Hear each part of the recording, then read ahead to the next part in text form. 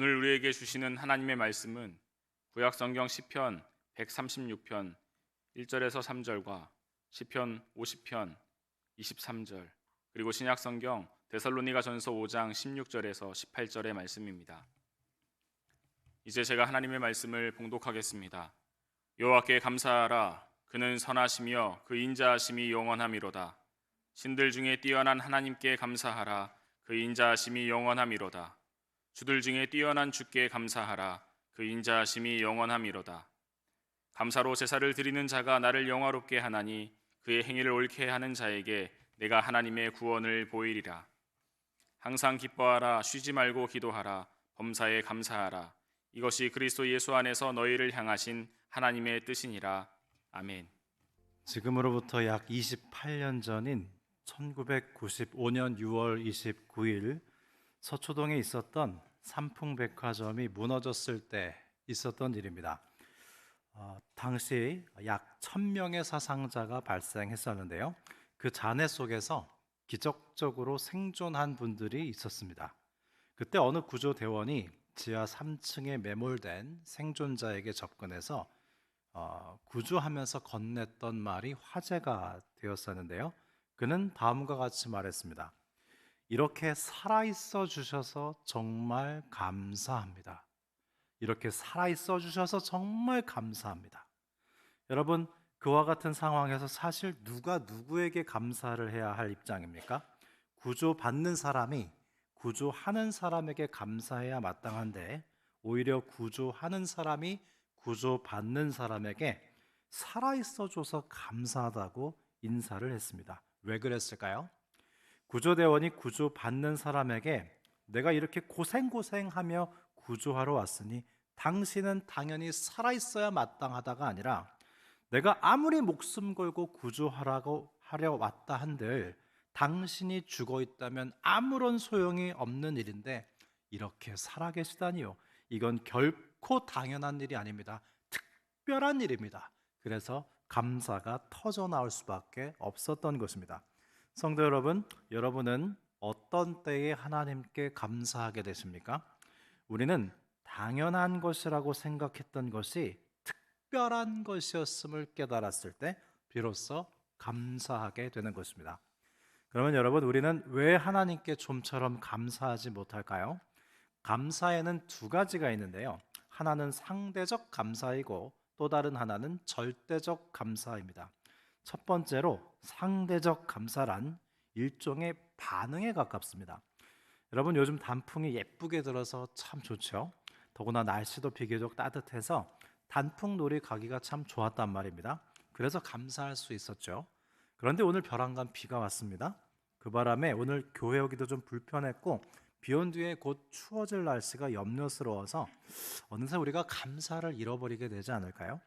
이처럼 상대적 감사란 상황이 좋으면 감사하지만 상황이 좋지 않아지면 순간 불만과 불평으로 바뀌고 마는 반응으로서의 감사를 상대적 감사라고 합니다. 누가복음 17장에 보면 예수님께서 10명의 문둥병자들을 고쳐주시는 장면이 등장하는데요. 그런데 예수님께서 좀 특이하게 치유해 주십니다. 진흙에 침을 뱉어서 흙을 이겨서 발라주시는 것도 아니고 내가 명하노니 깨끗함을 받으라 라고 선포도 안 하십니다. 그냥 제사장에게 가서 너희 몸을 보이라고만 말씀하셨습니다. 그리고 그들이 제사장에게 몸을 보이러 가는 동안 치유해 주셨거든요. 결국 10사람의 문둥병 환자가 모두 다 치유함을 받게 되지만 그 중에 오직 한 사람만 예수님을 찾아와서 감사 인사를 드렸습니다. 더구나 그는 유대인도 아니었고 사마리아인이었는데요. 당시 사마리아인들은 하나님의 백성에서 탈락된 부류로 여겨지는 사람들이었습니다. 그러자 예수님께서 물으셨는데요. 누가복음 17장 17절입니다. 예수께서 대답하여 이르시되 10사람이 다 깨끗함을 받지 아니하였느냐? 그 9은 어디 있느냐? 여러분, 이 예수님의 질문은 대단히 중요한 질문입니다. 예수님께서는 지금 그래 그럴 수도 있지. 문둥병을 치유받았지만 감사하지 않아도 괜찮다가 절대로 아닙니다. 그 9은 어디 있느냐? 즉 나머지 9사람은 왜 감사가 없느냐라고 물으신 것입니다. 여러분, 우리가 왜 하나님께 감사해야 되는지 아십니까? 하나님께서요, 우리에게 감사를 원하시기 때문입니다. 하나님의 은혜는 언제나 있습니다. 심지어 우리가 하나님의 은혜가 없다고 단정하는 그 순간에도 하나님의 은혜는 있습니다. 그래서 하나님께서는 우리에게 감사를 원하세요. 하나님께서 감사를 원하신다는 것은 아무리 어렵고 힘든 상황일지라도 내가 절대 주권을 가지고 인생의 생사화복을 다스리며 가장 선한 길로 인도하고 있다는 것을 너희가 신뢰하길 바란다는 뜻입니다. 그러면 여러분, 치유받은 문둥병자 환자 중에 9명은 왜 감사하지 않았을까요? 첫째, 그들은 이렇게 생각했다는 겁니다. 문둥병이 진짜 나은 걸까? 이 뿌리 깊은 피부병이 겉으로만 괜찮고 속은 그대로일지도 모르지. 아니면 다시 재발할지도 몰라. 정말 나은 것인지 아닌지 모르니 좀 기다려보지. 그렇게 의심하다가 감사하러 오지 못했다는 겁니다. 두 번째로, 가만 생각해 보니까 내 병은 애초부터 문둥병이 아니었는지도 몰라. 그런데 어쩌다가 오진을 받아서 문둥병이라고 착각하고 있었던 것은 아닐까? 이렇게 생각하면서 감사하러 오지 못했다는 것이고요. 세 번째로는 예수님께서는 그저 제사장들에게 보이라고 말씀하셨을 뿐 상처를 만져주신 것도 아니고 약을 주신 것도 아니고 특별히 해주신 것도 없는데 뭐 구태여 감사하러 갈 이유가 있을까? 했다는 것이죠. 마지막 네 번째로, 사실 예수님께서 나를 고쳐주신 것이 아니라 나는 이미 회복되고 있었는지도 몰라. 자연히 나을 때가 되었으니까 나았을 거야. 이렇게 생각하는 순간 그들은 감사를 할 수 없었다는 것이죠. 그래서 여러분, 감사는요, 즉시 현재적으로 해야 되는 것입니다. 우리 인생은 항상 그 다음이 문제죠. 그런데 자꾸만 그 다음을 생각하면 우리는 감사할 수 없습니다. 영성가 존 포웰에게 백혈병 말기 시한부 인생으로 살고 있는 베티라는 자매가 찾아왔습니다. 존 포웰은 자매에게 이렇게 물었습니다. 베티, 앞날이 창창한 24살의 청춘에게 곧 죽을 날이 다가온다는 것은 어떤 의미이지? 그러자 이 젊고 아리따운 베티라는 자매는 말했습니다. 이해하기 어려우시겠지만 사실 저는 요즘이 가장 감사하답니다. 앞으로의 시간이 많이 남아있다고 생각했을 때는 그 모든 것을 다음으로 연기하곤 했죠. 내년에는 반드시 여름에 핀 장미꽃 향기를 맡을 여유를 가질 거야. 그러나 지금 저에게는 남아있는 시간이 별로 없기 때문에 바로 오늘의 꽃향기를 맡고 초여름 햇살을 만끽하며 하나님께 감사한답니다. 제가 앓고 있는 병 때문에 척추에 아픈 주사를 맞곤 하는데 그 고통스러운 순간에 남자친구가 제 손을 잡아주죠. 그때 저는 제 척추 안에 들어오는 주사바늘보다 제 손을 잡은 남자친구의 손을 더 많이 느끼며 감사 기도를 드린답니다. 여러분, 이처럼 감사는 현재적으로 하는 것이고요. 지금 즉시 할 때 할 수 있는 것입니다. 사랑하는 여러분, 우리는 예수님께 은혜 받고 감사하러 온 한 사람입니까? 아니면 은혜를 받고도 또 다른 미래를 걱정하며 돌아간 9사람입니까? 여러분, 언젠가는 내가 하나님께 감사하는 날이 오리라, 그렇게 생각하지 마십시오. 내일이 어디 있습니까? 내일은요, 우리에게 오늘로 주어질 뿐입니다. 우리가 사는 것은 here and now, 즉 지금 여기 이 순간뿐이에요. 다만 오늘을 감사하고 현재를 감사하시기 바랍니다. 감사는 즉각적인 것이고요, 종말론적인 것입니다. 그러면 우리는 어떻게 하면 상황이 좋으면 감사하고 상황이 나빠지면 불평하며 그저 반응하는 상대적 감사에서 환경과 상황을 넘어서는 절대적 감사로 나아갈 수 있을까요? 우선 하나님께서 우리 인생을 보시는 것처럼 우리도 우리 인생을 볼 수 있어야 되는데요. 여러분, 우리 인생은 양극적인 구조로 되어 있습니다. 하나님이 그렇게 만드셨어요. 빛이 있으면 어둠이 있고요, 낮이 있으면 밤이 있습니다. 동쪽에 있으면 서쪽이 있고요, 양이 있으면 음이 있고 남자가 있으면 여자가 있죠. 건강할 때가 있으면 병들 때도 있습니다. 일이 잘 풀리는 때가 있는가 하면 일이 잘 안 풀릴 때도 있습니다. 전도서의 말씀은 이것을 이렇게 표현합니다. 범사에 다 때가 있다.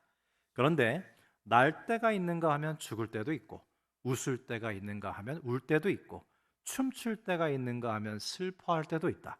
찾을 때가 있지만 잃어버릴 때도 있고 사랑할 때가 있는가 하면 미워할 때도 있다 그랬어요.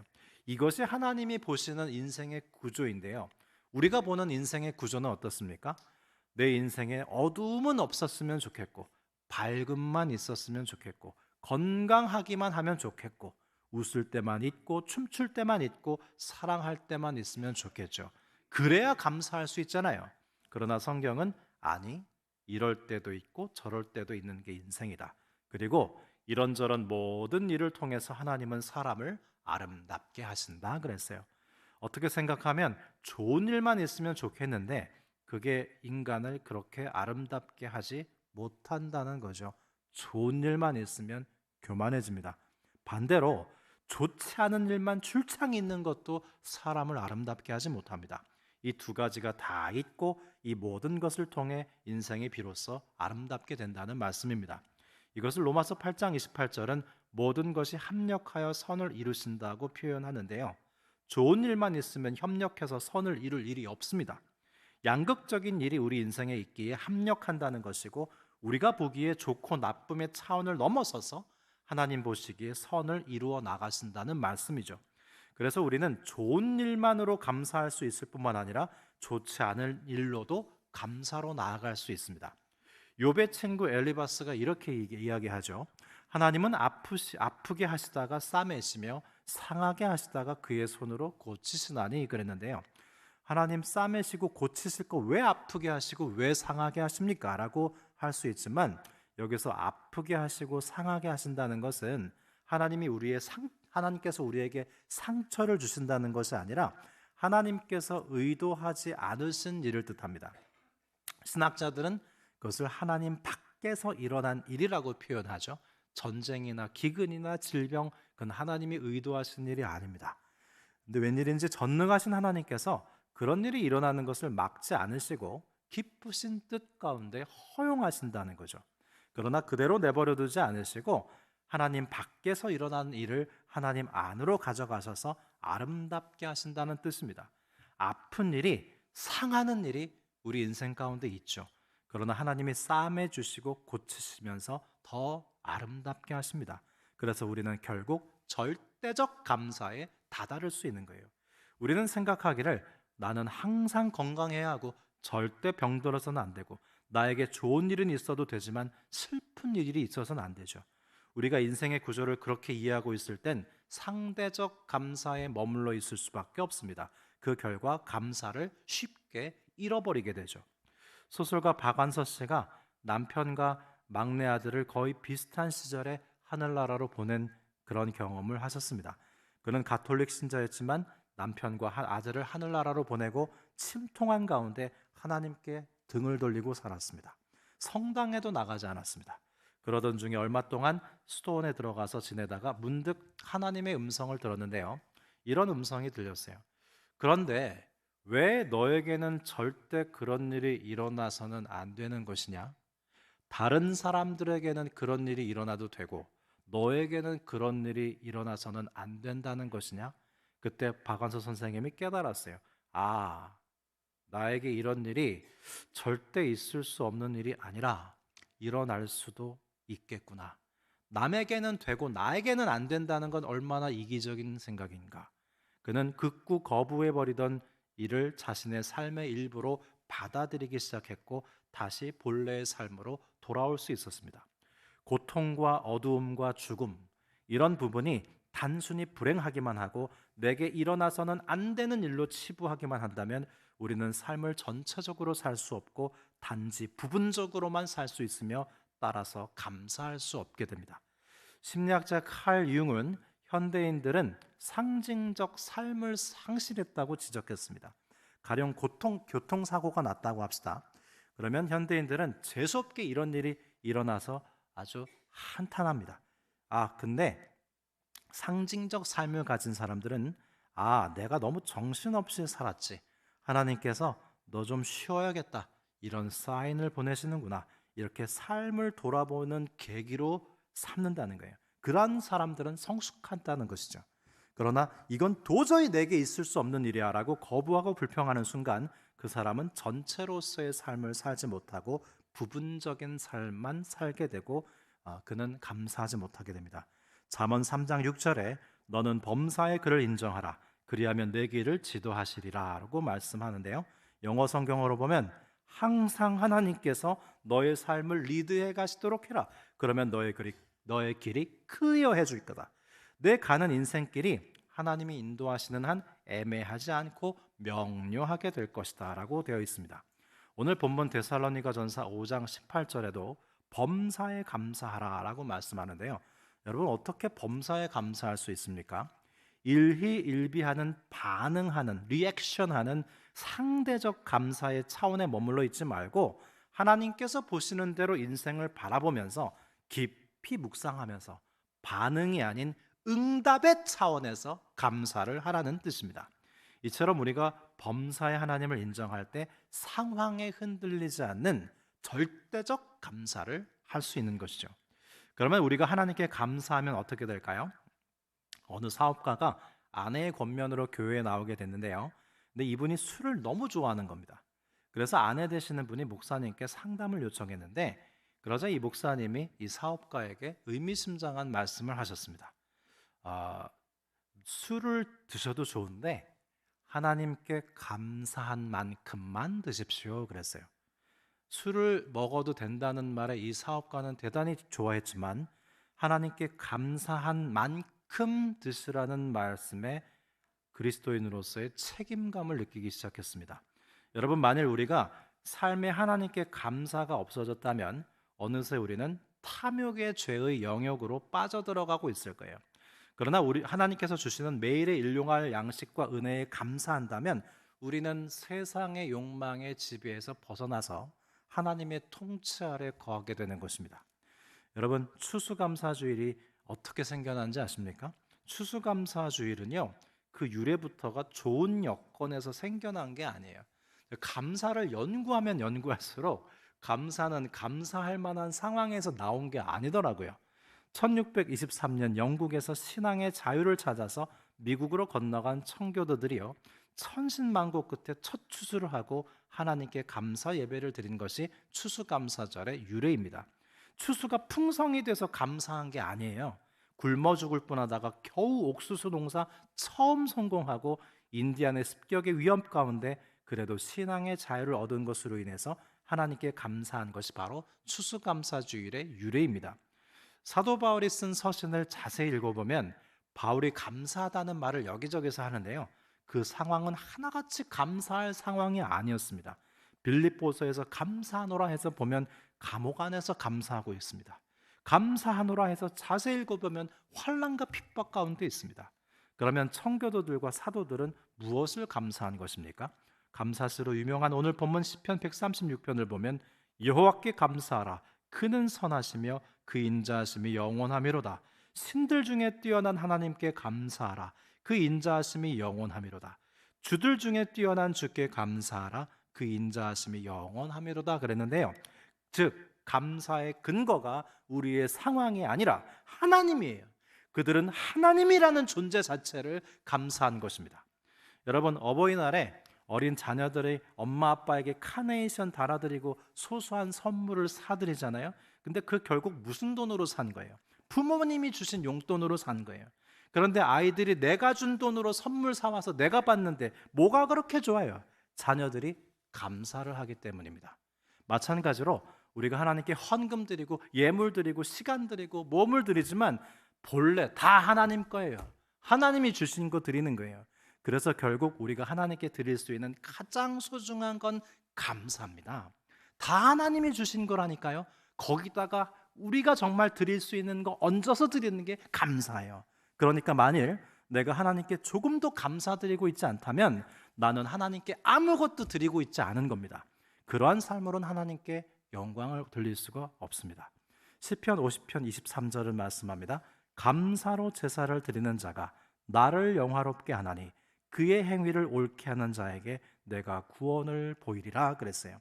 오늘 추수감사주일을 기점으로 다시금 하나님으로 인해서 감사를 드리고 하나님께서 나에게 주신 그 모든 것 위에 감사를 드림으로 하나님을 영화롭게 해드리는 감사의 영성을 살아가는 저와 여러분이 되실 수 있기를 기원합니다. 기도드리겠습니다.